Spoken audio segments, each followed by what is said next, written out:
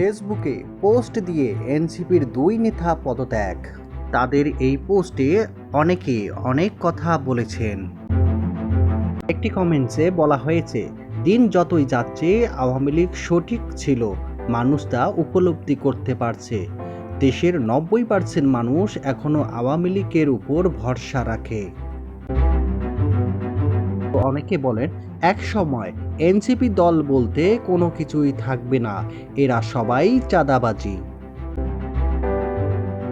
আরও একজন বলেন, এনসিপিতে কেউ থাকবে না, কারণ এনসিপি ছাত্র জনতার সাথে গাদ্দারি করেছে, নিজেরা ক্ষমতা করে দল গঠন করে নিজেদের পকেট গরম করেছে, সাধারণ ছাত্রদের কথা ভুলে গেছে এনসিপি।